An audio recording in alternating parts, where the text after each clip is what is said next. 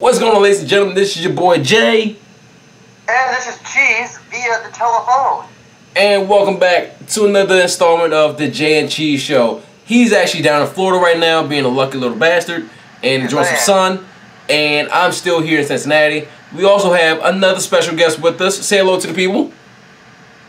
Oh, it's Eddie Sloan, baby! And we're going to have story time today, boys and girls. With me, Eddie Sloan. Let's get it poppin', Jay. Oh, and wait a minute. We gotta come up with we gotta come with a new name. Cause I'm on here every week. It can't just be the Jay and Cheese Show. They gotta be a new name. Cause I'm here. I'm a star, boy. I'm a star. I said that a few I weeks gotta get some ago. in the joint. I'm Lonzo Ball. Oh, Lord. To the Lakers. Oh, no. Big B's. Oh, no. Big baller. I'm a prophet.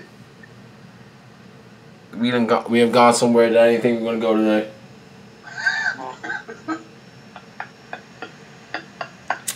I'm sorry. Yo, it's too early to be this savage, man. Oh, man. I got carried away. I'm sorry. We will discuss this off camera, but it is way too early for you to get that savage. I'm sorry. It just hit me when I did the story time. I got into a real Adam Cole type of bag. You know, I apologize. Are you good now? Yeah. Did you eat a Snickers? You know what? I got my water, man. You know what? I got Gatorade. I got to drink a champion. All right. Are you good? I'm good. I'm ready. All right. Before we get into what we missed on Monday Night Raw, Tuesday Night Smackdown, or I should say Smackdown Live, I apologize for saying that. Eddie, what news you got for us, sir? Big news, man. Big news, guys. Like, Ronaldo is returning to WWE, and he is doing commentary for the NXT brand. That is a pretty big deal when you got guys like Nigel McGuinness in the booth. Mauro Ronaldo and Nigel McGuinness might be the best commentary duo in the WWE, which is a pretty big deal for the NXT brand because you know how important commentary is for the product of pro wrestling. So I guess the whole thing with JBL is all squashed. Other news: a former Ring of Honor television champion and tag team champion debuted in NXT, and no, it is not the one you want. It is not Adam Cole, baby. It is Bobby Fish. He debuted in NXT during the taping against Aleister Black, who I believe is a future star. The Mae Young Classic. Tapings are coming up soon. They're having divas like Tessa Blanchard. If you know about pro wrestling, you know about the Blanchard family. Also, Kavita Devi becomes the first female Indian WWE diva or with female wrestler, and she'll be participating also in the Mae Young Classic. Gender being champion. The move to India already paying off big dividends. Asuka, a couple of weeks ago, surpassed Goldberg for the longest and best undefeated streak in WWE and pro wrestling history. Cody Rhodes, the member of the Bullet Club, the American Nightmare, the former Stardust, is now Ring of Honor World Champion. That happened last night. Shout out to him. And Seth Rollins becomes the cover athlete for WWE 2K18. Those are the news for the day, Jay. I'm actually really, really excited for. Well, also let me throw another fact for you. Asuka is also tied Trish Stratus right now for a number of days with the belt. And she'll probably pass that too. And she's going to pass that. I think the days at 448 days, she will immediately pass that within the next day or so. It is fantastic for us to see. Yeah. She may actually get past it today. I don't even know. I can't even keep count. Yeah, she's gonna pass it because tapings are already happened. And spoiler alert, if you don't want spoilers, you might want to mute this part. But Asuka will retain her championship, which means she probably won't defend until TakeOver at SummerSlam time. Which I am more. It's inevitable that she will, break that record, which is amazing for an NXT diva. I mean, female wrestler, pro wrestler. Yeah, I would say we gotta reshape how we are talking about the women's division now. They're no longer divas. It's 12 years of saying it. I'm trying to work it out. I know. I would say we gotta make sure we find a way to reshape how we're thinking this now. Mm-hmm. But gentlemen, superstar. There we go. Gentlemen, you all know as well as I do that I was. You want to talk Money in the Bank? You want to talk Money in the Bank first, or you want to talk Raw? We gotta talk Money in the Bank first. Money in the Bank happened before Raw. Fair? No, I was going to recap a lot of stuff that we missed. Oh, you know. Yeah, we did record 2 weeks ago, so we do have a Raw and a Smackdown to catch up on. I was say that's true. I was say we missed quite a bit. Touche. So, gentlemen, we have finally got the dream match one of the dream matches we have been waiting for. Mm-hmm. And the build-up has been fantastic for this one. Mm-hmm. We get Samoa Joe and Brock Lesnar in the same ring at a pay-per-view. Let me stop salivating at the mouth for a second, because we never thought this was gonna happen. And let me start off by saying this: 2 weeks ago, Samoa Joe, well, actually, Paul Heyman came out, addressed WWE Universe, and then Samoa Joe came out, and the best thing about that promo was the things they said off the mic. Yeah. Joe came up to Heyman in the corner and said, "Look, here's what I'm going to do to you. I'm going to push you into cocaine clutch. I want you to tell your client how this feels." And then he put him in it. He told him exactly what he was going to do and did it. And let's not minimize what was said on the mic. Oh, I'm not. Exactly. I'm not. But the impact. I'm not saying you were, but I want to shine some light on it. Go ahead. Reoccurring, since we're recapping the Raws, is the Roman Reigns told Samoa Joe last week, "You're just Joe." Mm-hmm. Not the Samoan part. That came from the week before with Paul Heyman. But Paul Heyman was saying, "You are a disgrace to Samoan heritage. You're the red-headed stepchild." And Samoa Joe was out there saying, "I want everything Brock Lesnar got. Mm-hmm. The money, the fear, the schedule, the advocate. I want it all." This is literally the best Samoa Joe promo ever. And I'm a guy that's watched him in every single company he's been in. I have never been more sure of Samoa Joe than I was on that Monday Night Raw. I am happy Samoa Joe in this position. It's unfortunate. It's probably going to be a one-off. And Samoa Joe will probably take that. Do we get to discuss the brawl yet? Or am I jumping the gun? I was great. How he headbutted Brock Lesnar in the head, super kicked him, and not the whole, everybody holding him back and him. I mean, the Samoan submission machine has finally arrived. They're letting him be Samoa Joe on the grand stage, and this is what we needed when he debuted, was him being the Samoan submission machine. I gotta admit, and before Cheese lets you chime in, hold on, Cheese, before you weigh in, I gotta say this for this. The brawl that they had on Monday Night Raw, I thought the one with the Undertaker was fantastic. That the one to get Samoa Joe with Samoa Joe topped it all. In terms of brawls with Brock Lesnar, it was absolutely beautiful. Because the thing is, with the Undertaker one, we saw, okay, obviously it's two Titans going up against each other, but Undertaker was old.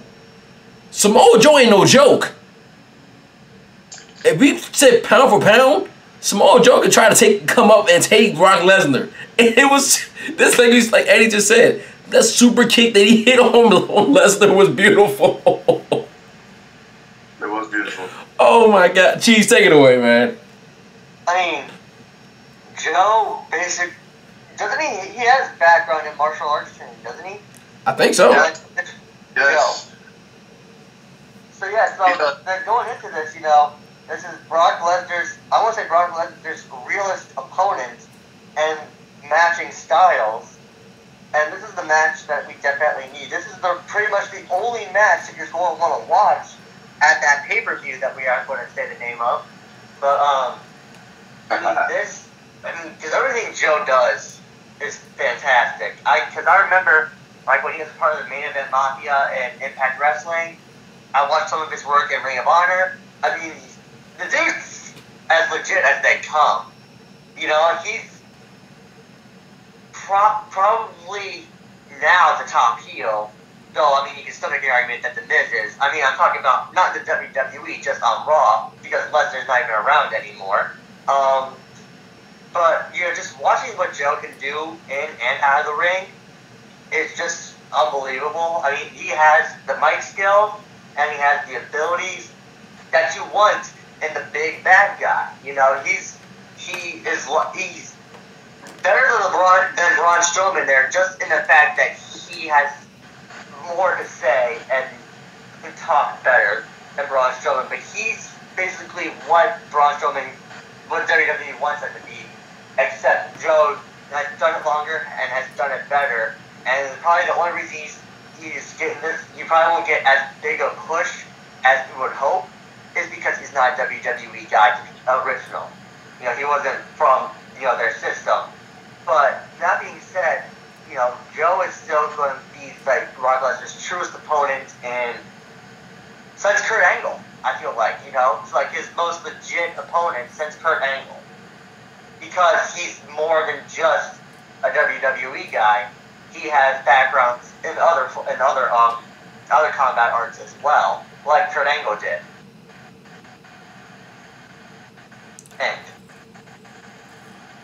And I couldn't agree more. I mean, I hate the fact that this is most likely going to be a one-off match. Because they can do so much. They can do so much for this one. I mean, this is SummerSlam caliber, I feel like. But I mean, it is. But the problem is that I personally would like to see Joe get the belt. Oh, me too. But we know it's not gonna happen. I know. Like, we don't even have to even say anything like that because that's ridiculous. Brock Lesnar's not losing at no pay-per-view named that pay-per-view. Yeah, Rosie. Yeah. Exactly. And any match Brock Lesnar is in is a SummerSlam caliber match because he's Brock Lesnar. Yeah. And I mean, you still got money with Braun and Brock at SummerSlam. I mean, Braun and Brock at SummerSlam. Those even if it's some kind of match, I agree, but they going for the money. It's big money. When it comes to SummerSlam. Real quick, I hate to interrupt, Eddie. I'm sorry, I didn't mean to interrupt. Are you good? I'm sure I'm gonna let you finish, and I'm gonna let you keep going. I'm gonna step away for a couple seconds here and grab something real quick. I'll be right back. All right. Go ahead, Eddie. You do you. Thank you.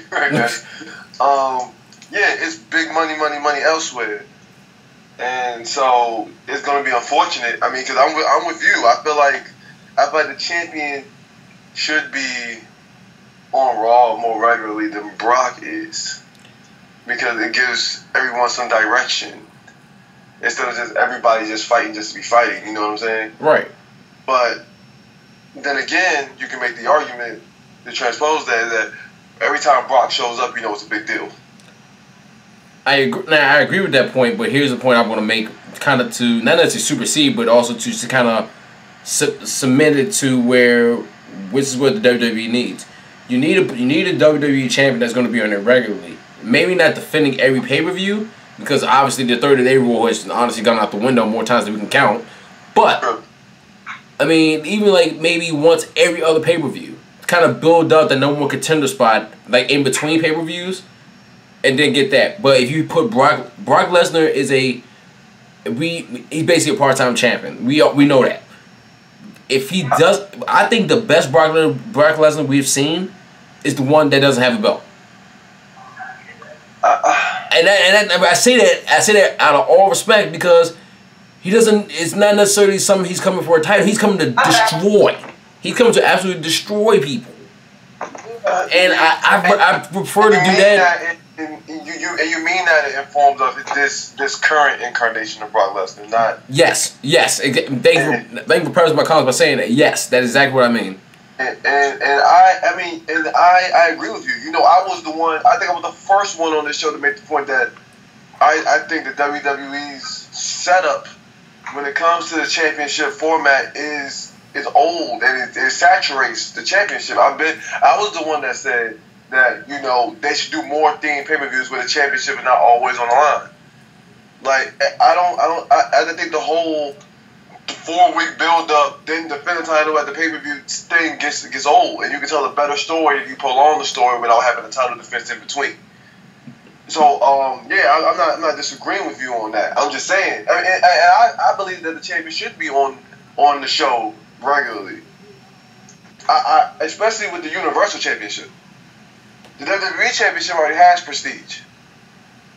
The Universal Championship is new. Right, you're still trying to build it up. Yeah, you're still trying to build the prestige up. So it needs to be, I feel, regular title defenses. But that's what someone can tell you. Someone can tell you that every time the champion shows up, it's a big deal because you don't get to see it that often.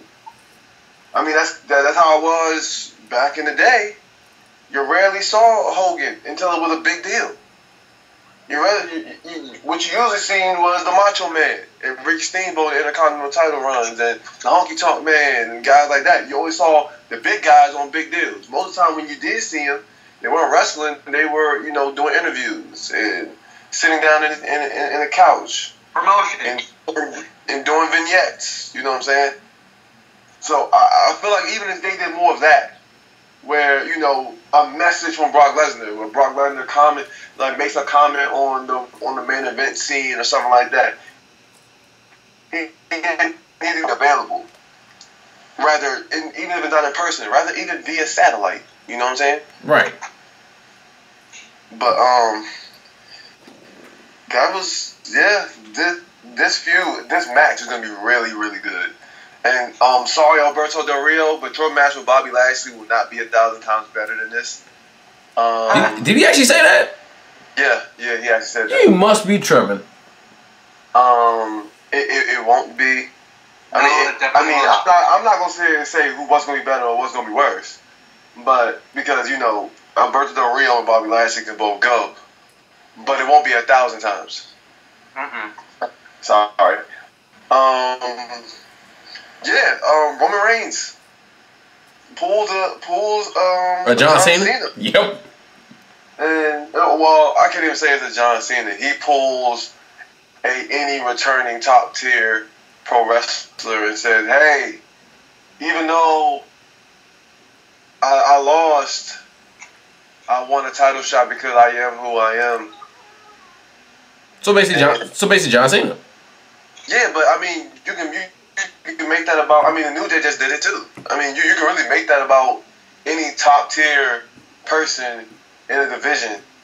Like that's the face of the division. Like any top tier athlete can do it. Seth Rollins came back.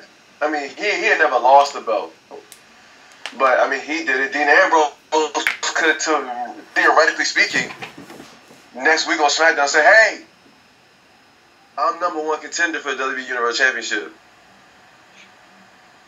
I mean, it's kind of just what the top tiers do. I mean, winning and losing doesn't really matter on Raw that much. I mean, it doesn't really matter in WWE for real, especially John Cena's become the poster boy of it lately. But yeah, he's #1 contender. He gets his ass whooped by Samoa Joe. The return. Can we talk about the Roman Reigns promo though? I don't want to jump too much ahead. He said, "I don't lose one-on-one. I don't lose one-on-one. Ask Seth Rollins, the guy that's beating him one-on-one. Ask Finn Balor." You lost your second match. Well, lost the second match you ever had on WWE Raw. Continue. I don't lose. Ask the Undertaker now. I mean, you can ask the Undertaker now. You can ask him. But I just found it funny that you said that you don't lose one-on-one, Roman, and then you name people that you lost one-on-one to. Way to go, cocky guy. And then Samoa Joe comes out, and you go, you don't respect Samoa Joe. He is not Samoan. He's just Joe. And ironically, that's another guy that you lost one-on-one to. And that was his first match. Mm-hmm. That was his first match on Raw. And then you lost to him again. But the match was fantastic. And I feel like, for as much as people throw hate on Roman Reigns' character, as much as I feel like he is either underrated or overrated, he's been putting on fantastic matches. And I don't care. Y'all can sit here and say, oh, he putting on matches with people who have great matches. We didn't know Braun Strowman would work a damn until they had that match with Roman Reigns.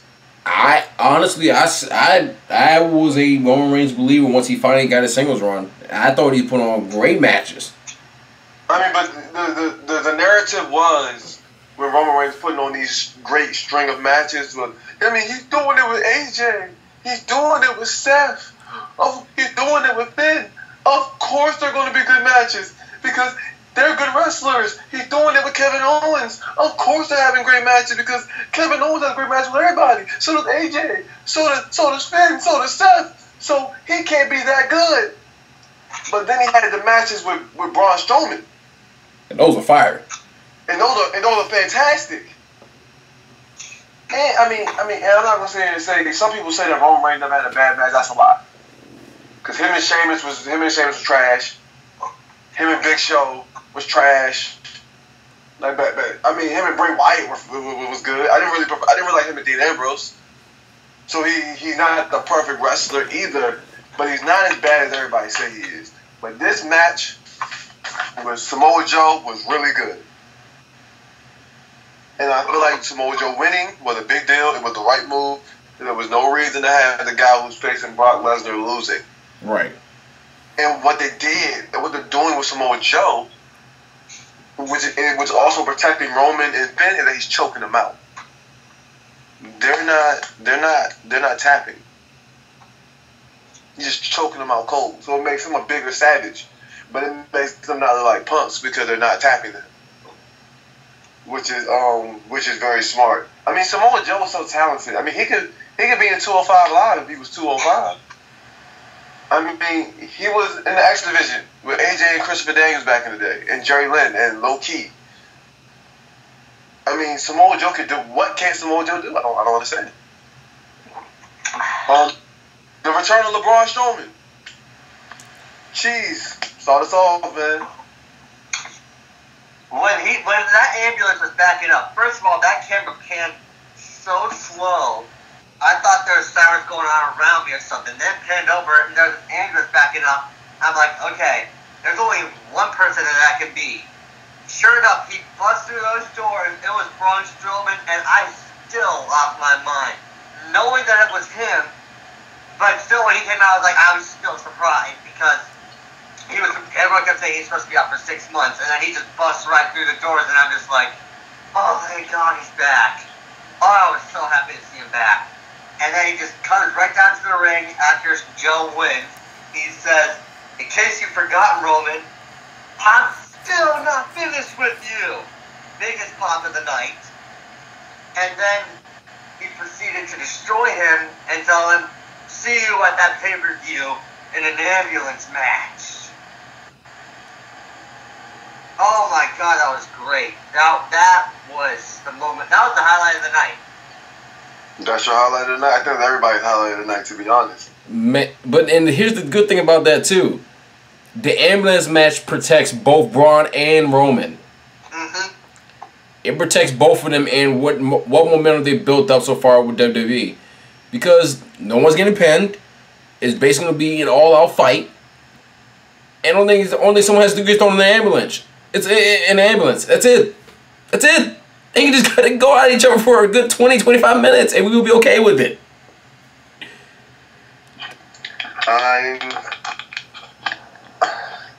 I wanted a last man standing match. I'm not gonna lie, but you know what? I'm not gonna nitpick. The ambulance match is gonna be like you said. It's gonna be a fight, and they are going to do some really good work. And I'm actually excited to see it. I mean, that match is, a match I really wanted. This pay-per-view is going to be really top-heavy. Like, Seth and Bray might be match of the night. Brock and Joe might be match. I mean, Seth Rollins is having match of the year candidates every week nowadays. That's true. Yep. Bray Wyatt is a monster. Like, let's not discourage the possibilities here. I'm not discouraging. I think they got to do some better build up though. It's starting to kill me with this. I mean, but the thing is but that's a thing. That's a different conversation though. Fair enough. Because I was talking about the match. Okay, fair enough. I mean, I feel like a lot of this stuff needs a lot of feuds need to die, and a lot of it needs. But I feel like they're rushing a lot of stuff. But this Roman and Braun and Brock and Joe, and I have a lot of faith in Seth Rollins versus Bray Wyatt. And I wish it was a street fight, but they're already doing that sort of with the ambulance match, or a strap match where they're like attached to each other. Oh, that'd be a strap match between Seth Rollins and Bray Wyatt. That'd be fantastic. But the rest of this card, I'm a little sketchy about. It seems like we're gonna get the Drifter versus Finn Balor.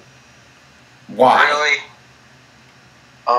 It seems like we're gonna get Mr. Uneventful Dean Ambrose versus The Miz. I guess. With The Miz. I don't know what they're doing with the women's division. I don't know what they're doing with the women's division. It might be a 6-man tag, I guess. I don't know. They're going. But if I may, go ahead. That was either last Monday or 2 Mondays ago when I'm pretty sure they went the whole episode with no women and then they just threw a match together at the end of the 11. I'm just like, you're regressing. You're regressing back to the way it was before when you're not giving them the proper attention. What are you doing? Just like they just threw the 6 women together and it's like, go. I don't necessarily call it a regression. I don't think they know what to do with them because this pay-per-view is literally, it's like Roadblock. It's not something that's super duper crazy. You know what I'm saying?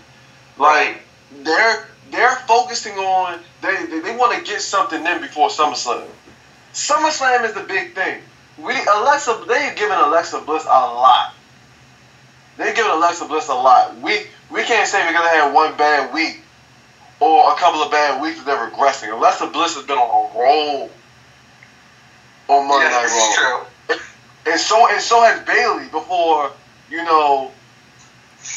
started to get stale.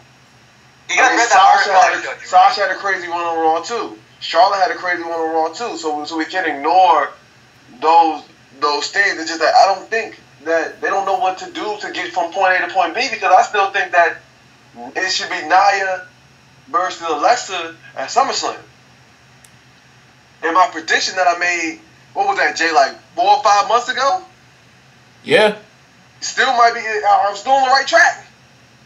They've been teasing it for a while, so you're not wrong. But to get to that, because that's the money make money match.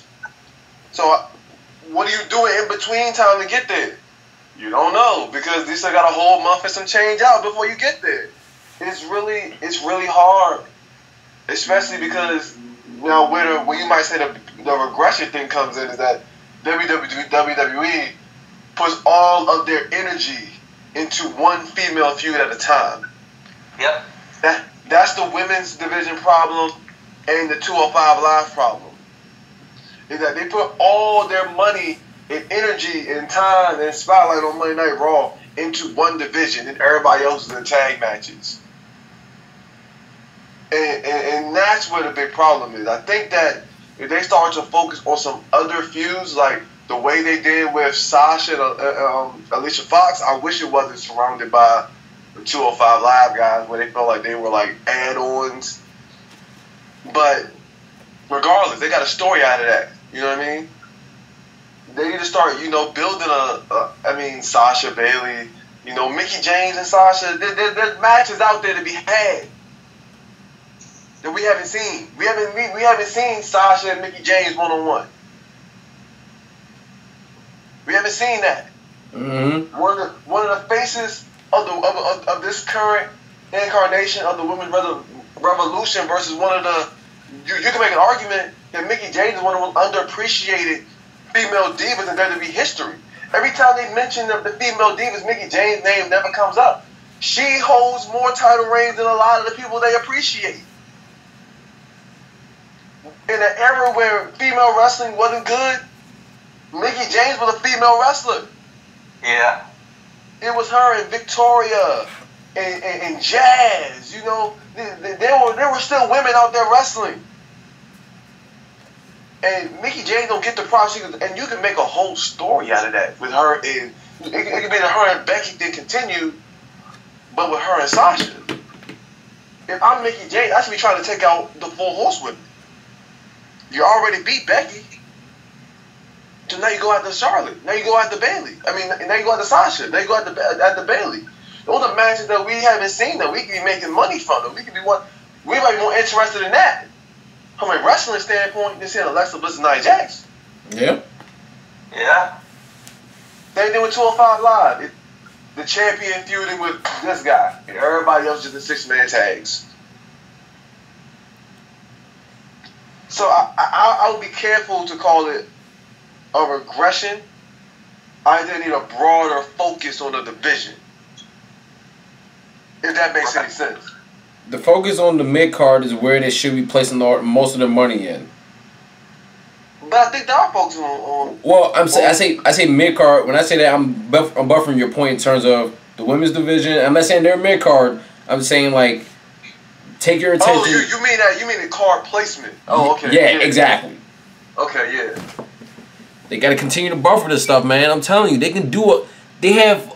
I'm not saying this is the best time they've had, the best talent ever that they've had on the roster. It might be though. It might be. I'm not saying that it is. It might be, but you got to put everyone in position to shine. Yes, some people are not going to get there. I get it. It's just the way that it works because people are investing in one wrestler over another. It's fine. It happens. But this is the point right now. We got all of these big names, whether it's WWE built up through NXT. You got people from Impact Wrestling. You got people from New Japan Pro Wrestling. This is the time where you got to make it shine. You can't... And don't leave out Ring of Honor. And Ring of Honor. My bad. My apologies. This is the time where you got to bring all of those elements together and make them shine. Ring of Honor is the true WWE feeder. Farm system, D-League, whatever you want to call it. Feeder. Because everybody's coming out. Everybody's coming out of there now, honestly. The Hardy Boys. They're gonna win again. Sheamus and Cesaro. They had to. I'm over it. I'm not gonna lie to you. Not gonna lie to you. They're gonna win again. That's what I'm going with right now. I don't even know if they are. My thing is with that is that this feud. I'm bored with it. Yeah. I want to see the Hardys doing something new now. Like they're too good. Does anybody know where we are in the whole broken litigation thing right now? No idea. Nope, no idea either. Crap. But the thing is that we're pushing the gun. We're jumping the gun with that. We don't even need the Hardy Boys. Don't even need that to be great. They don't. But you know how WWE works. We can still have. There are still matches to be had. Like the Hardys versus the Revival. Yeah, they separated Enzo and Cass, but we could have seen the Hardys Enzo and Cass. They gave away us that they gave away the Hardys versus the Bullet Club for free. And I'm like, yo, we be making money off of that. Don't get that away for free. Like, that's something, that's a feud that can make some money. The Good Brothers versus the Hardys. Like, don't get that away for free. I mean, even if it's SummerSlam is coming. The New Day versus the Hardys in a cross-branded match. Where they really don't touch each other until, it's time to wrestle. Like, there's still money to be made without it having to be broken, because just the name of the Hardy Boys itself, there's so many things that they can be doing. Like, you can even have Jeff Hardy versus Roman Reigns, and Matt Hardy versus Seth Rollins, and Matt versus Bray, which are probably going to wait till the broken thing happens. But you can still get Jeff versus Bray. I mean, you can get Jeff versus Finn, Jeff versus Seth, Matt versus Dean Ambrose. Like, there's money to be made, and we're still just seeing every week Matt Hardy versus Cesaro, Jeff Hardy versus Sheamus, Matt Hardy versus Sheamus, Matt Hardy versus Cesaro, Jeff Hardy versus Cesaro. The same thing every week. Then they do a tag team match. One of them is going to win. Ta-da! And what that's going to be the third time we've seen this? I'm over it. I'm over it. I'm over it. Let's get the Hardy Boys and some new stuff with some people who are really good. Not to say this is all on Sheamus or not, but they don't move the needle like that. The only reason they're moving the needle is because they're with the Hardy Boys. Let's get the Hardy Boys in some elite, high-level feuds, please. They came back at WrestleMania. The loudest pop I've heard in a minute. They still get loud cheers. Why can't we see the Hardy Boys versus Roman Reigns and Seth Rollins? Or Roman Reigns, Dean Ambrose, or Seth Rollins, Dean Ambrose. I don't care. I'm over it, man. Damn, I'm over it. Sheesh, this dude is upset. Frustrated. I'm trying to see some good. Listen. I'm waiting. I'm listening. When they came back, I was like, oh, the opportunities. And not they're going anywhere anytime soon. I'm just being impatient. I understand. But there's just so much talent. There's so much potential in every Hardy Boy feud that I want to see them do some things, singles and tag team wise, different than what we've already seen with them Cesaro. I don't know what them Cesaro and Sheamus are going to do. What, they're going to do another ladder match? They're going to have another ladder match? Are they? They don't have another ladder match? I want to see them do something else. There's too much money. There's too much money on the table. Matt Hardy is constantly on Twitter tweeting the Usos about coming for those belts. Why can't the Hardy Boys be free agents? Why can't they have that Brock Lesnar, Undertaker, Goldberg type clout? They deserve it. They've done just as much for the culture. They've done just as much for the pro wrestling culture. Not as much as the Undertaker, of course, but I mean, you can say from the Attitude Era. I mean, they've done quite a bit. When they left, there's only a few guys that when they left, people were still talking about for the day they left, come back. When Jeff Hardy left in 2009, people were like, man, we can't wait for the Hardy Boys to come back. Is Jeff Hardy going to resign? Oh, Jeff Hardy's contract coming up. Matt Hardy's contract coming up. Then Hardy way back in WWE because we kept seeing the possibilities. There's a lot of matches we missed out on that we haven't seen. Hardy Boys and the Usos. Hardy Boys and the New Day. We miss Hardy Boys and Team Hell No. We miss Hardy Boys and the Shield. Don't keep wasting their time with Cesaro and Sheamus. Sorry. I might be wrong. You guys might think I'm wrong, but I'm bored with that. I am. I'm sorry, I took up a lot of time, but I am bored with that.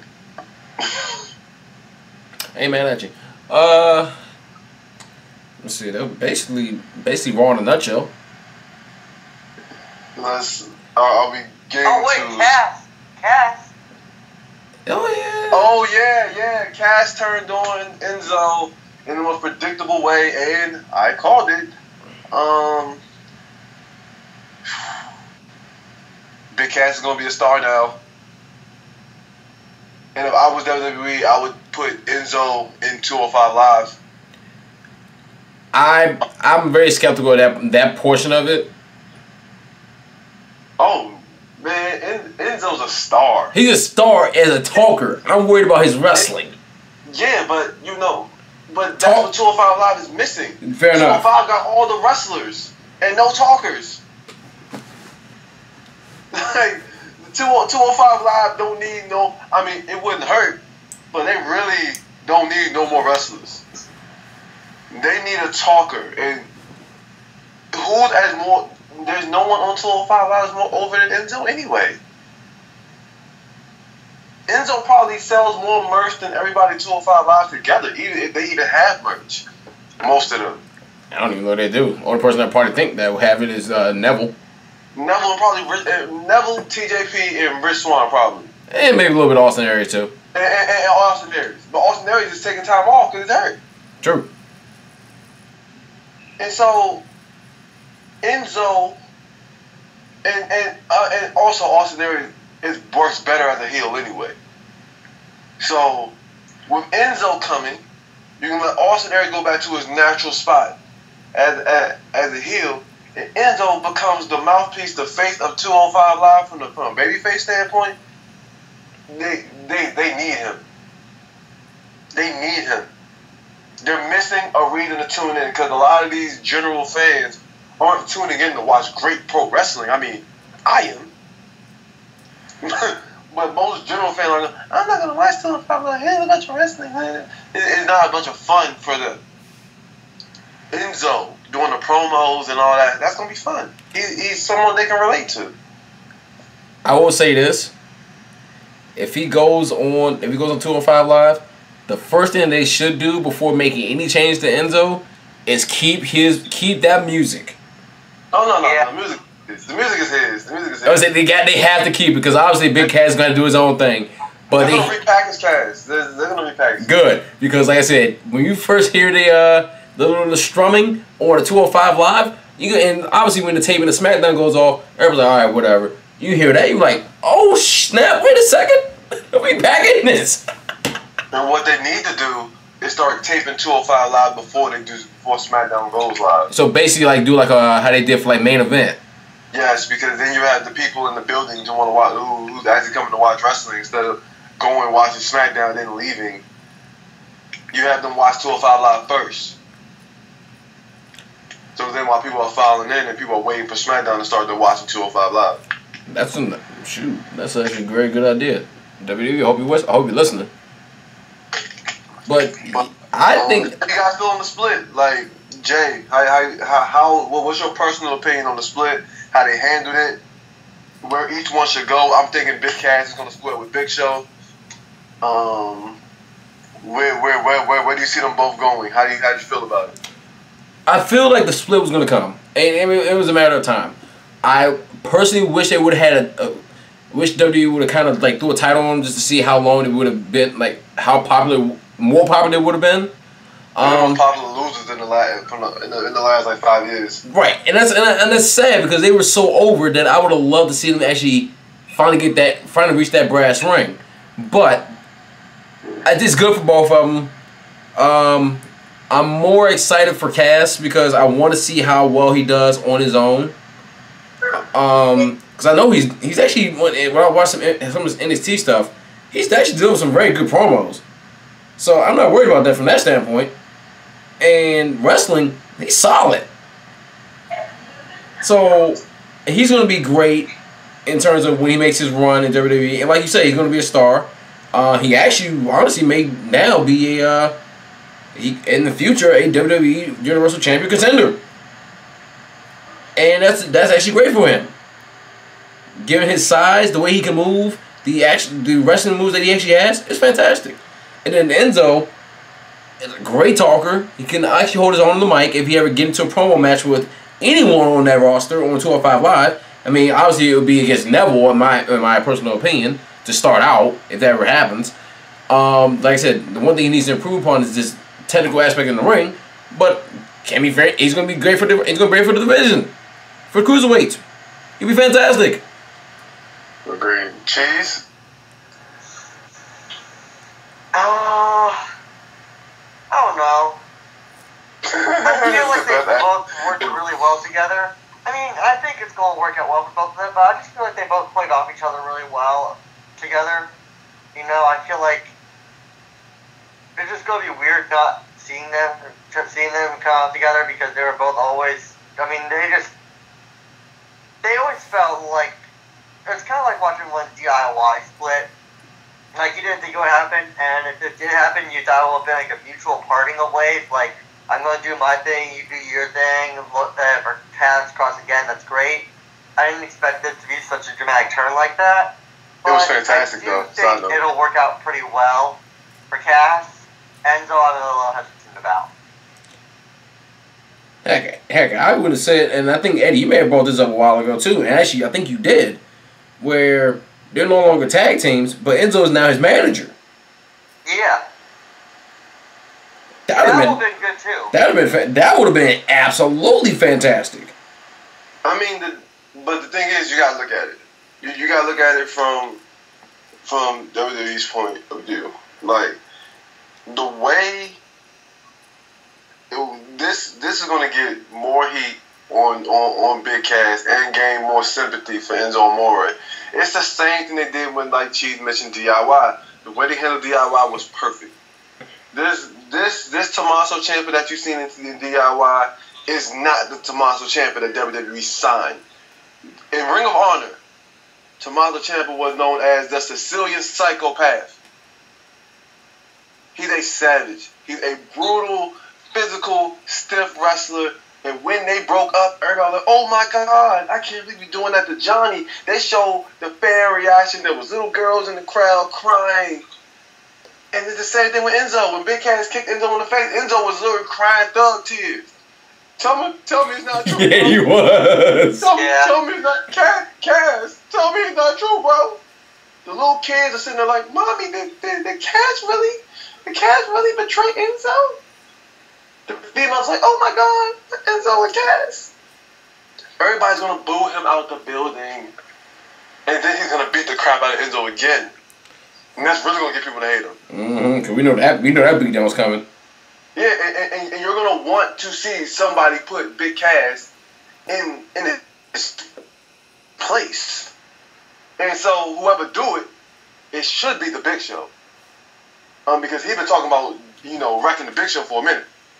So whoever does it, you're gonna really want to see them. And you're gonna really want in a side for Enzo to succeed because Enzo got betrayed by his big homie. The guy he never thought was going to betray him. He let him down. He left him. And so you're going to really hate Big Cass. You're going to really hate Tommaso Ciampa. And you're going to really love Johnny Gargano. And you're going to really love Enzo Amore.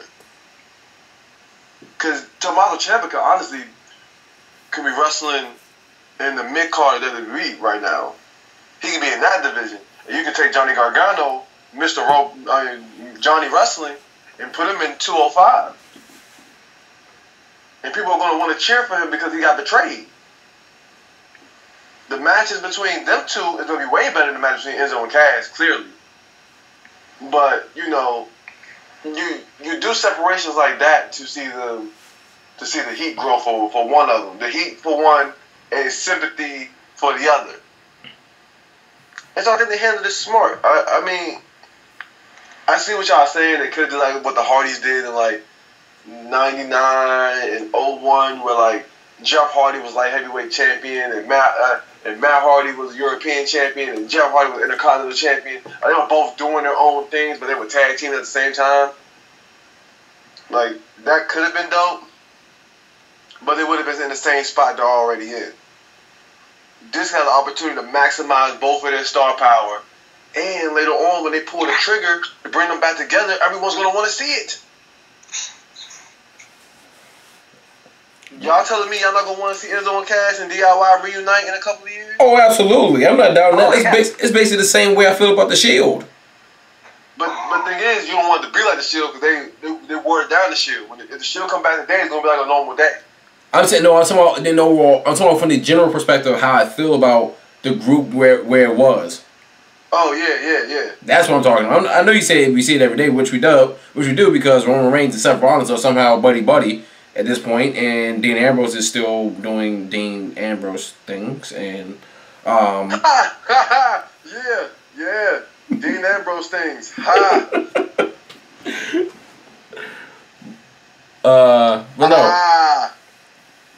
But no, it's gonna be interesting to see how they.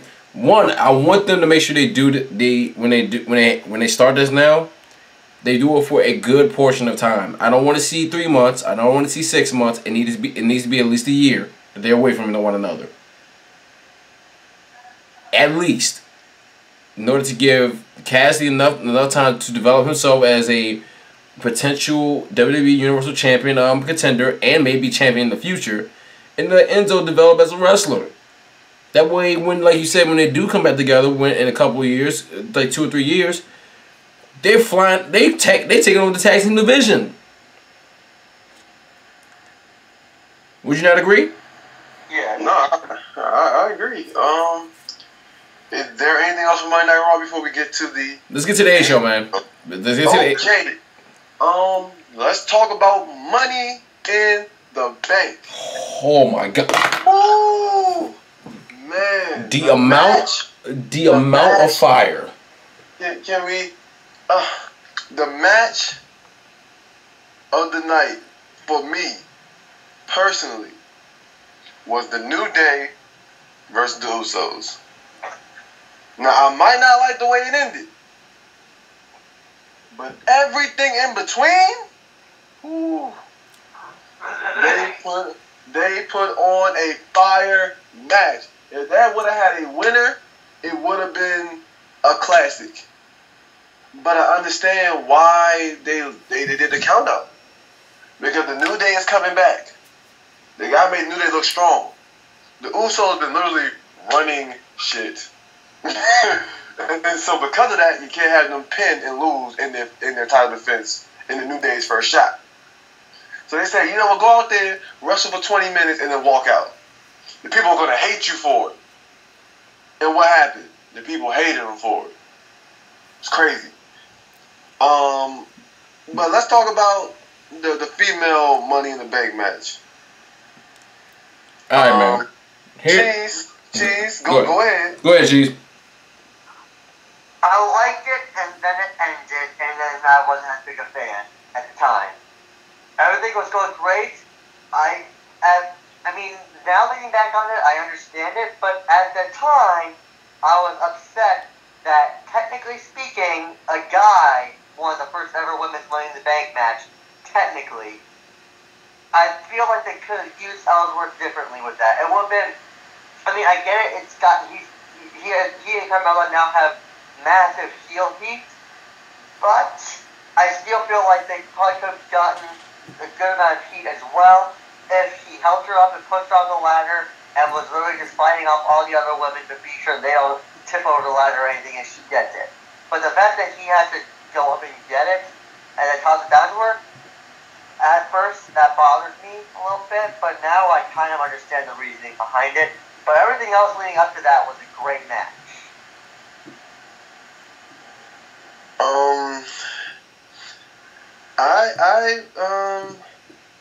I'm gonna disagree with you, man. Shocking. I mean, of course that's not a shock because I mean you're always wrong. Oh, duh! That's my shirt. That's what my shirt was. If I ever make it big, always wrong. I mean, that's your thing, Cheese. It's not my fault that you're always wrong. I'm just. But if we make it into the WWE, my thing is going to be always wrong, Patrick Cheeseman, and that's where the next going to sell like gangbusters. And it would be the most accurate thing that you might have ever attached to yourself. Yeah. And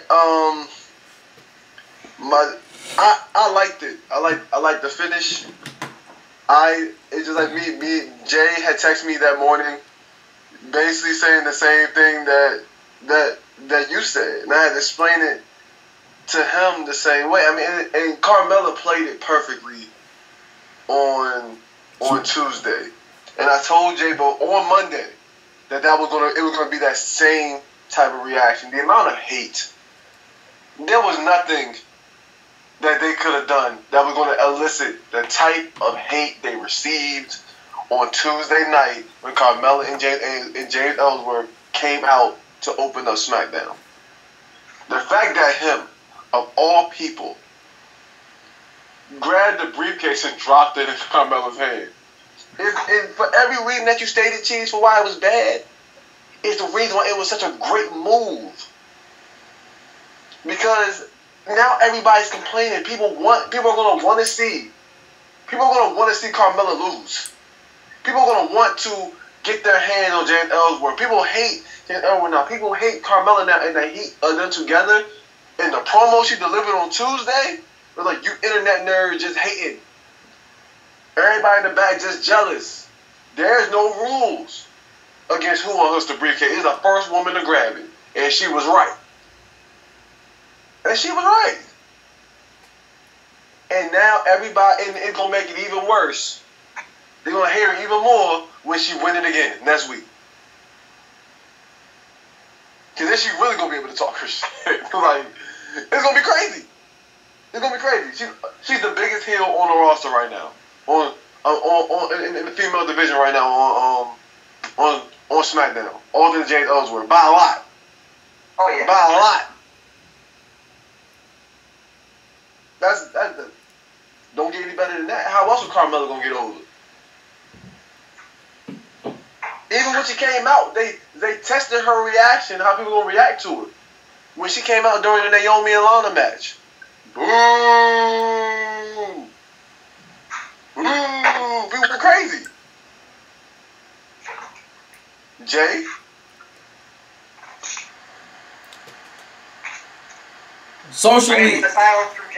Socially, people are pissed off. That's fine. Business-wise, that money's about to come in like clockwork. Oh, yeah. Like clockwork. That's all I got to say. That's all I have to say for that. Like I said, though, at the time, I didn't like it, but now looking back at it, I think it's a good thing. I've grown.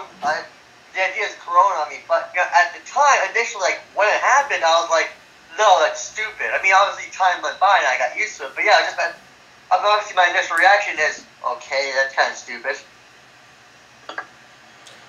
Because here's the thing, too. It's going to be so satisfying, at least for me, because my personal hatred for the character, maybe not the guy, but the character of James Ellsworth, to get kicked right in his nose and what seems to be a lump of a chin. And it's going to be so beautiful to watch. Exactly. Yeah. And I think that's one of the many problems of us as wrestling fans, that we don't take the time to look at things from a future standpoint. We like to live in the moment and just hate the moment so bad. Like, no one thought about, oh man, this shit gonna make Carmella the biggest heel in the female division. People are gonna hope that she's the first woman to lose Money in the Bank. The first person to not. Well, which would be the second person to cash in Money in the Bank and not win it. The first for the women. Oh, for the women. First woman, third person. Oh yeah, because John Cena didn't do it. Sandow didn't do it. Cena didn't do it, and then she wouldn't do it. And everybody, and then it'll make it so much sweeter because she is going to become women's champion, and everybody's going to hate it because not only did she have James Ellsworth do it for her, not only is she going to do it again next week, but then when she cash in, everybody's going to be like, ah man, everything we tried to hate on her, we tried to hate every move she made. It ain't gonna mean nothing because she can still become women's champion. If I was WWE and Cheese, you're gonna love this idea. Since James Ellsworth was banned from ringside next week, I would have Peyton Royce and Billie Kay debut on SmackDown next week and be in a clique with Carmella and help Carmella win the championship. Win the Money in the Bank briefcase. and they can form their own little Mean Girls, little clique. So now, not only do you have to go through James Ellsworth to get to Carmella, but now you got to get through Peyton Royce and Billy Kay to do it too. Yeah, no, that will be good. Exactly. What else we got? The men's Money in the Bank, which is my match of the night. Oh my God, the amount of fire from each and every single competitor out there. And we got that brief moment with Laura and AJ Styles. Let's not even talk about that first. I want to get to. I got a little bit to say about this. The death of Kevin Owens. I know you corrected me on Twitter regarding ladders and Kevin Owens and Sami Zayn. I had to recorrect you when I said in WWE. Because every time they've been somewhere in a ladder match, Kevin Owens has died. Yeah, really. And like you said, you got Ring of Honor on me, and that's fine. But Sami Zayn has destroyed Kevin Owens every time with some type of ladder in WWE. They were all looked to book. They were all booked strongly on this. Like, first and foremost, like Shinsuke got taken out in the middle, like before he even got out there, basically. But we'll talk about him in a second. Corbin looked very strong, obviously winning the match. AJ just puts on the show every time he steps in the goddamn on ropes. Ziggler actually put on a great show as well. Sami Zayn, Kevin Owens, that's money. That's still, even though we've seen that matchup before, it's still money every time they step in the ropes and fight one another every single time. And then Shinsuke comes back out and lays waste to everybody. He laid waste to everybody. And as much as I was happy for that moment with him and AJ, I wish you would have won. I wish you would have won. I wish he would never came back out. I agree, like, because you even said it yourself. If he didn't come, if he came back out and didn't win, it was kind of a waste. Yeah. But goddamn, was that, at least for those 5 minutes, that was electric to watch. Kinshasa for you. Kinshasa for you. Everyone gets a Kinshasa. I'm like, god dang. But that moment between him and AJ, I got goosebumps. Yeah. I got legit goosebumps. I said, man, let them go. They said, move the ladder to the side. We about to go at it. That's how I love my wrestling, man.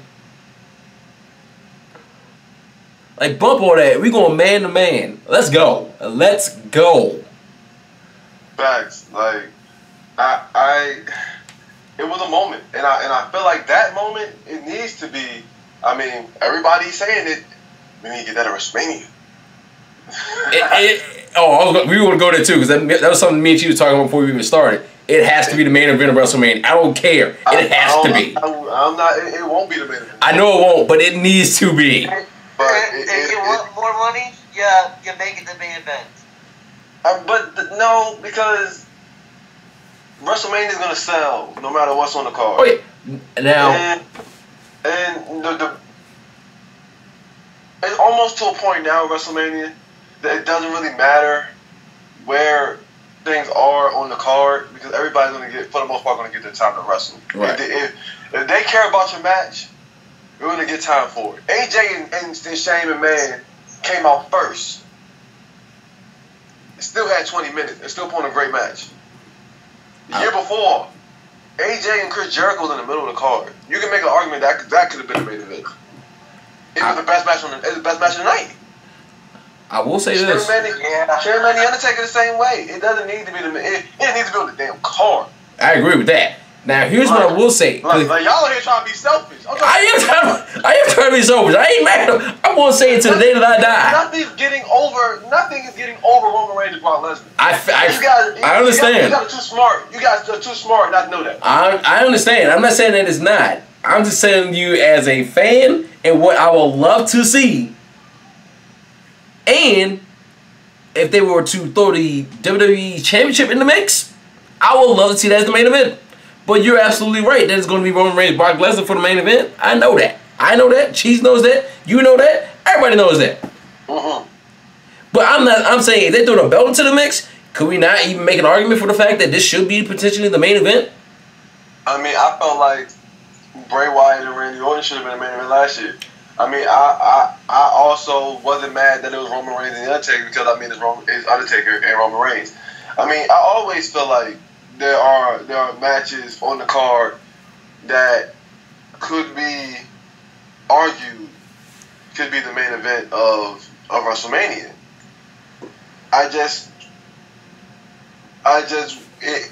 My thing is like, why even waste the time when we know what the deal is? Oh, don't get me wrong. It's not even necessarily wasting my time. It's more. I know, cause I know what you want. That's an exact. It's like I just wish it could be. I just wish it could be. We know what it's gonna be, and don't get me wrong. Roman Reigns, Brock Lesnar, without any interference from anyone else, for like a Money in the Bank. We'll see how that works out, because basically we saw it and then cash in. But I think Seth Rollins made it better.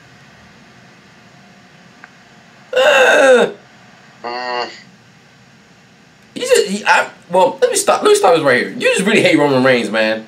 I really do. And it's unfortunate because he's actually really good. Why you gotta be a hater? He's actually really good. I don't think he's as good as everybody say he is. He is good, but that doesn't change the fact that I don't like him. Why you gotta be a hater, Cheese? One of us has to be. No. You don't have to be. You can just be. You can state facts. I just don't like him. I think he's good, but that doesn't change the fact that I just don't like him. You can't force people, like people that they don't like. It's kind of a pattern too. That he doesn't like Roman Reigns. He doesn't like the Usos. Oh, it must be a Samoan thing. No, because what he's gonna say next is gonna be like, but I don't like Samoa Joe. I told you. No, it can't be a Samoan thing. How dare you say that? Don't say that. Was that gonna be your response, Cheese? I don't know. I couldn't hear him. Basically, we said you don't like Roman Reigns, you don't like the Usos. We're gonna basically say it was basically like a Samoan thing you don't like, but then you're gonna say you don't like Samoa Joe. What is Rock. it? No, you're not gonna. You're not gonna. I just think the Usos and Roman Reigns are boring.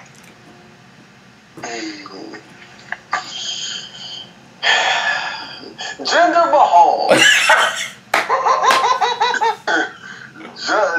Jump man. Jinder Mahal. He did it again.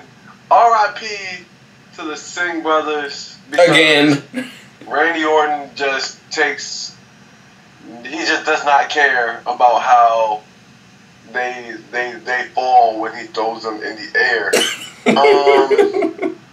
I mean, that is literally the best way to say it because he literally just throws them in the air and then watches them fall. I think, and the funny thing is, I think they played off a backlash and they just say, you know what, do it again and just hope for the best they don't die. I know that the Bollywood boys the Singh brothers are waiting and praying for the day they start working with Randy Orton because they're probably going to be less sore afterwards. Because he does not care about what happens to them. He doesn't. And so, Jesus, man. Come on. But, it was a good match. For all the Jinder haters out there, yeah, Jinder's out having good matches now. Shout out to Jinder, man. He's putting the work. He's still putting it in. There's a rumor that there's going to be the return of the Punjabi prison match. Just thought I'd throw that out there for you guys.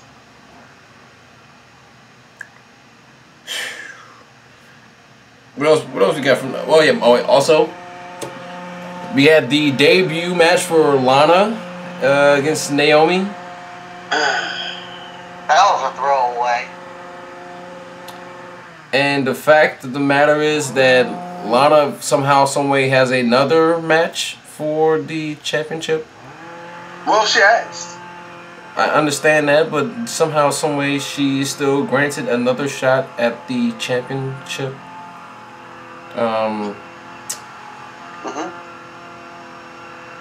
Smackdown Live, where they said they're not like Monday Night Raw. We just don't give out title shots. You gotta earn your opportunities. But you know, Lana has 2 title matches. Yeah. I'm like John Cena can leave and come back and get title shots. Yeah. The New Day show up and they get a title shot. At least with a New Day, I can give him a pass because he's got goddamn credibility. There is no passes, man. If you don't do it for one, you gotta do it for everybody. I'm not saying I'm giving them a pass. I'm saying at least they have credibility in order to even say they're going to do something like that. But I'm like, but Naomi should not. I mean, if she won as we all knew she would, and somehow Lana gets another shot at the belt again this upcoming Tuesday. I'm not sure why, but next Tuesday gonna be a pretty good SmackDown. I would say so. Also, okay, I gotta talk about this too. I didn't thought about this. Mike Bennett? Oh, you can go talk about that first. I got one more thing I want to talk about. Mike Bennett! Maria Kanellis. Well, he's going on Mike Kanellis, which is so funny. I was so excited. Like, you want to talk about what I popped for the most outside of AJ and Shinsuke? It was Mike Bennett making his debut. I was so happy. The song is on glorious levels. I love the song so much. I actually downloaded it onto my title, fans. That's how much I love the songs. But I am curious to see where they go with this. I am interested to see Mike Bennett like $1 million. Maria is still fine. I'm excited. That was a good aside. Jake, go back. But you can keep going now. Can we all take a minute to say that the match that should have been that should have been at Backlash happened on Tuesday night with Shinsuke and Dolph Ziggler? Yeah. Oh my God! You want to talk about fire? But that comes with working together, though. It does, but dang it, man, that match was absolute greatness. Yeah. You want to talk about a way to end, like basically main event like your regular Tuesday show?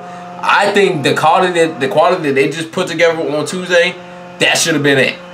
Cause oh my God, when I heard that last kiss shot, first of all the kiss shots to the back of Ziggler, I was like, dang. He comes up, he hits with another one, and that one you heard the connection. Oh, I got up out my seat when I heard that. I'm gonna say, good grief, that was nasty. Fire. It was a fire match. It was. Oh, we gotta talk about the other great match with Jinder Mahal and Luke Harper. That is true. I forgot about that one. And how Baron Corbin came in and just played. I'm loving the Baron Corbin Money in the Bank run already. He just showed up. We're like, what's good? I'm in your mind, bro. I'm in your mind. It walked right out. I said yes. I love it. I love what they're doing with the Money in the Bank. I love how Carmella came out on Sunday just to show Naomi like, yo, what's up? I might cash it right now. What's up? And then was like, nah, I'm good. I'm out. Like, I'm out. I'm good. Cheese, what you got on that, man? I only made it for SmackDown for the main event. I was actually out to dinner with the family, so I'm actually catching up on SmackDown right now with you guys. But I do like though that Baron Corbin won the Money in the Bank. I do think that's going to benefit him the most.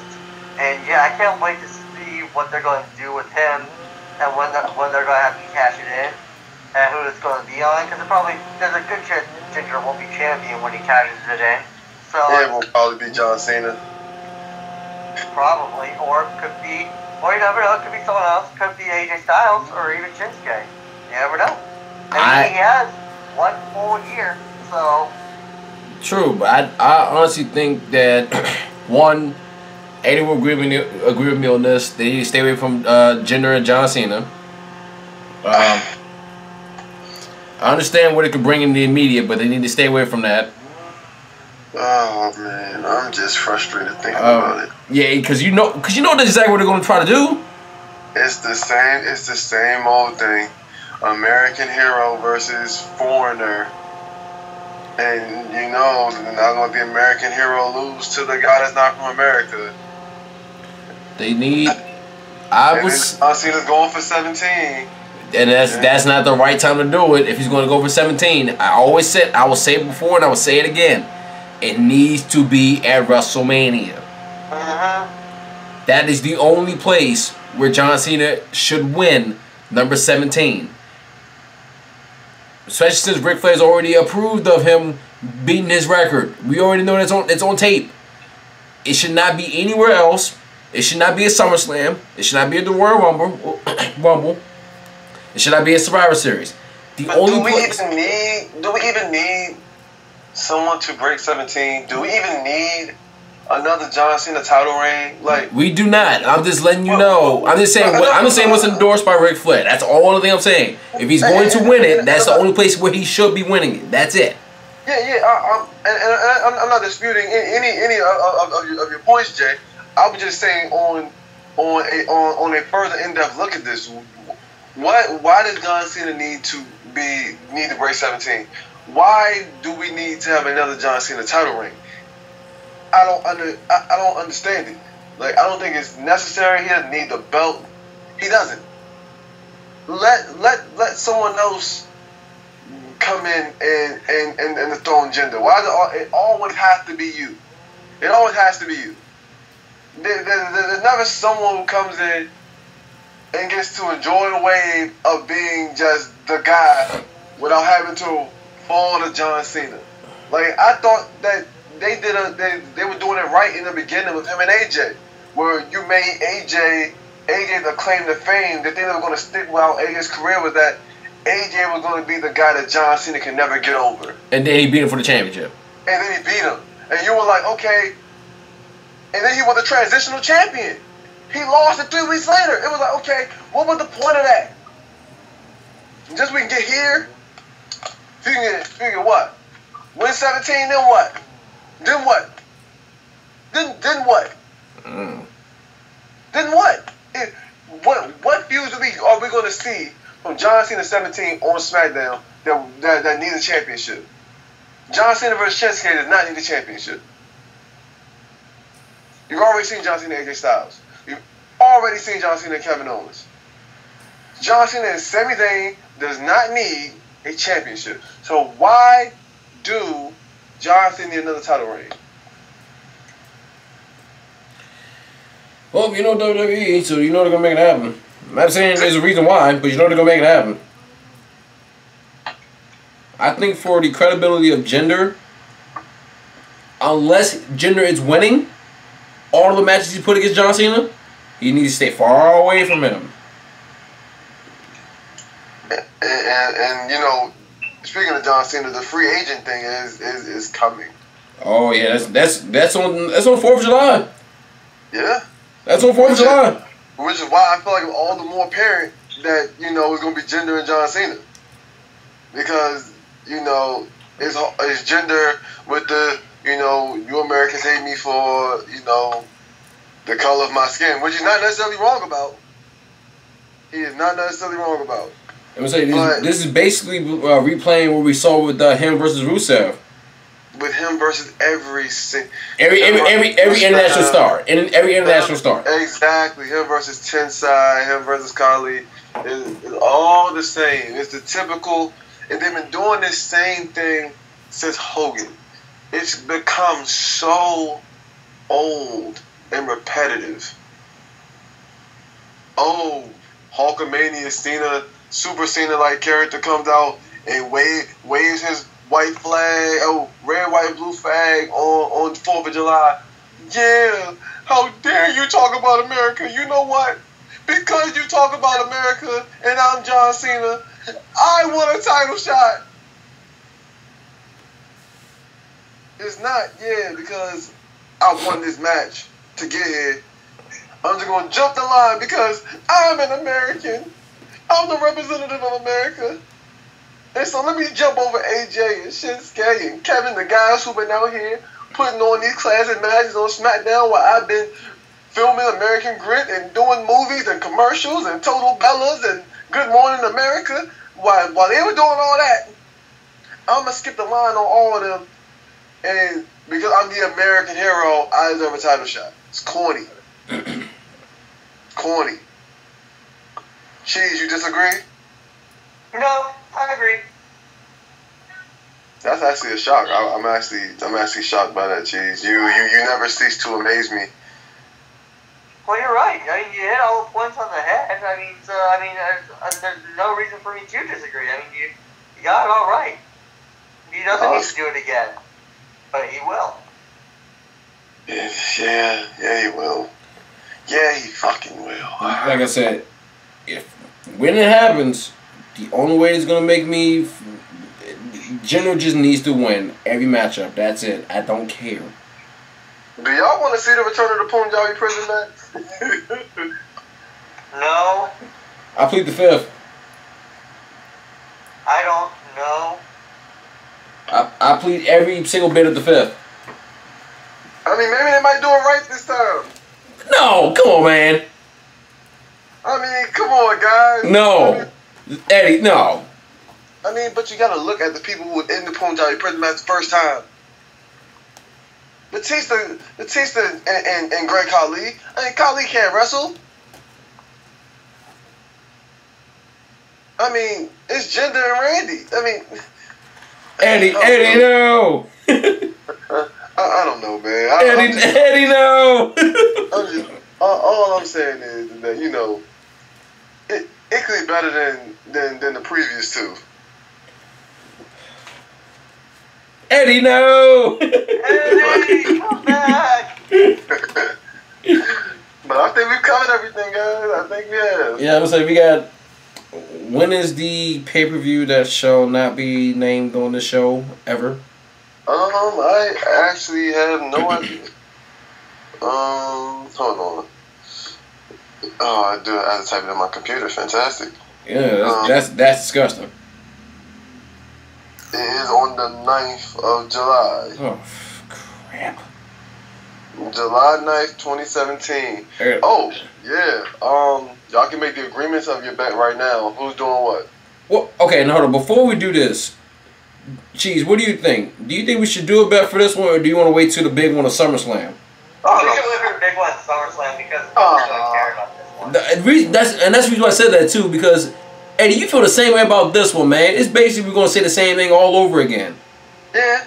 I mean, and we're gonna do the same thing at Battleground too. Also, I did realize Battleground is actually SmackDown exclusive. Yes. I thought about that. I was like, why isn't this pay-per-view Battleground? I was like, oh, okay, that's the reason why. But it could have obviously chose a better name for this one. Anything would have been better than this one. I mean, the Great American Bash. I mean, Capital Punishment. But if they would do a Capital Punishment, they had to put it back in DC though. I mean, which I know you'd have been fine with because you'd have been like, you know, I'm there. Right. Like, I mean, they're still. I mean, they're still the Great American Bash. I mean, you could have brought back Starrcade or, you know, I don't know, Insurrection. I mean, are they still doing? Are they still? They could have brought back Vengeance, maybe. I don't know. Is it a Bad Blood? So anything but this. You named the Great Balls of Fire. Oh. You know the reason why they did that, right? For the song? Just for the song. Just for the song.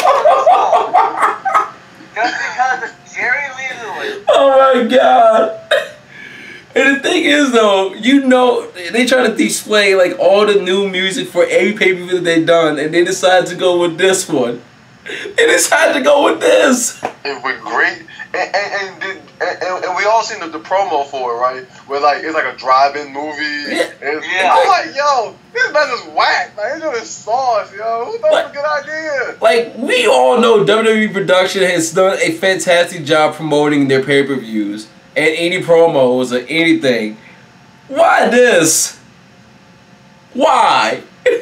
Someone should have told Vince McMahon that this is not the 1960s. Whoever actually decided on this pay-per-view name, which I know Vince is probably the last person to put the stamp on it because it's Vince, but whoever started the idea of coming up with this name should absolutely be fired.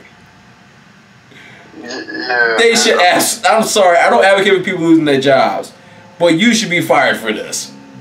I mean, that joint is basura. That joint is really terrible. Like, who told them to have some business about the great balls of fire? Great balls of fire, man. Oh my god! Like, you can't make this stuff up. You can't make this stuff up, man. I mean, who mans is this? Oh my god! Like, I can't, man. I just can't. I mean, fuck it. Listen, wrap this shit up. Yeah, we gotta wrap this up because oh my god! All right, so got through a lot of our stuff today. We actually caught up on Monday Night Raw, Smackdown Live, the Money in the Bank pay-per-view. And aside, shout out to NXT, shout out to Aleister Black and Cassius Ohno for having a classic on NXT this Tuesday. Shout out to them. That was fire. I may have to go watch that. And I didn't even watch it. I may have to watch it after I get off this podcast. It's fire, bro. It's fire. But guys, thanks for coming back and watching with this. I thoroughly enjoyed doing this with Eddie and Cheese. We'll discuss the potential newest name of this show. Should be. Until if Eddie continues to be Captain Petty, we may have some other discussions. But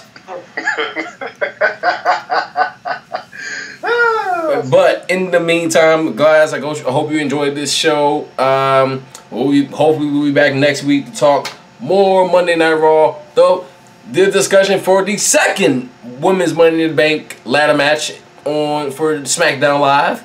And even more preview for what's to come with the pay-per-view that shall not be mentioned out of my mouth. Yeah. So if you enjoyed this, please drop a like at the bottom of the video. Subscribe to the channel if you're new. Share this with your friends that they love wrestling. Again, I am Jay. I am Cheese. Great balls of fire. I quit. And guys, we'll see you in the next episode. It's been fun. See y'all soon. Peace out. Bye.